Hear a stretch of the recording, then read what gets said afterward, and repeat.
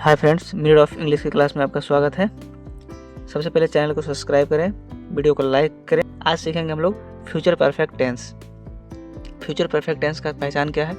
जिस हिंदी वाक्य के अंत में चुका होगा, चुकी होगी, चुके होंगे, या फिर आ होगा, ई होगी, ए होंगे, या फिर लिया होगा, दिया होगा, किया होगा होंगे, तो उसे फ्यूचर परफेक्ट टेंस में काउंट करते हैं।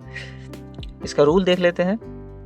सब्जेक्ट प्लस शैल या विल हैव प्लस वर्ब 3, क्योंकि परफेक्ट वाला जितना सब में वर्ब 3 होगा। ये थोड़ा कठिनाई हो सकता है आप लोगों के लिए, चलिए कोई बात नहीं है। इसको आप लोग प्रैक्टिस कीजिएगा और क्लास को देखते रहिए। इसका भी कुछ समाधान निकाल देंगे जरूर, ना कुछ वर्ब 3 का, है ना, और जल्दी से आप लोग को याद हो जाएगा।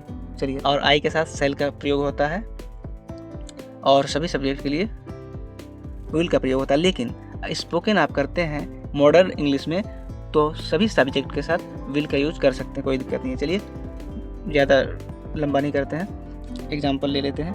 राम खेल चुका होगा। राम खेल चुका होगा तो कैसे बनाएंगे? सबसे पहले क्या लिखेंगे? सब्जेक्ट क्या है? राम। राम, उसके बाद क्या लिखेंगे? हेल्पिंग वर्ब क्या है? क्या लगेगा यहाँ? विल। विल याद रखिएगा। Ram will have. Ram will have verb का तीसरा रूप। राम विल हैव खेलना का होता प्ले, तीसरा होता प्लेड।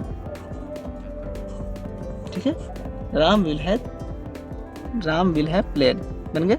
एक और एग्जांपल देख लेते हैं, जैसे तुम जा चुके होगे। क्या? सबसे पहले सब्जेक्ट है ना, सब्जेक्ट क्या है?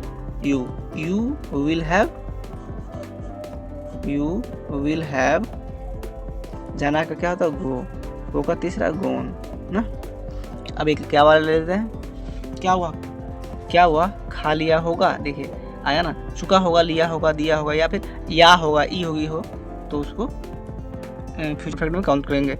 जैसे इसको ले लेते हैं एग्जांपल। क्या हुआ?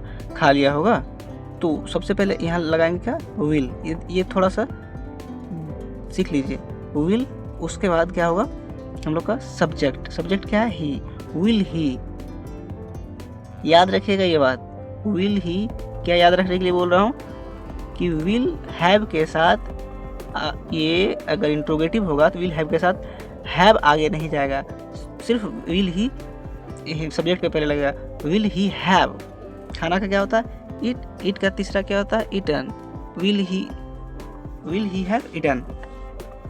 ठीक है, समझ गए? इसीलिए आप लोग को इस पे जोर देने के लिए बोल रहे हैं कि विल ही सिर्फ आगे होगा, उसके बाद हैव जो है अपने जगह पे रहेगा। विल ही हैव देखिए है ना, ये साथ में है, लेकिन अगर इंट्रोगेटिव होगा तो विल ही सिर्फ आगे जाएगा, हैव अपने जगह पे रहेगा। तो विल ही हैव ईटन हो गया।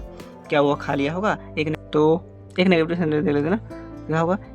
वह नहीं पढ़ चुका होगा। कैसे बनेगा? सबसे पहले ही, सब्जेक्ट ही विल, ये भी देख लीजिए।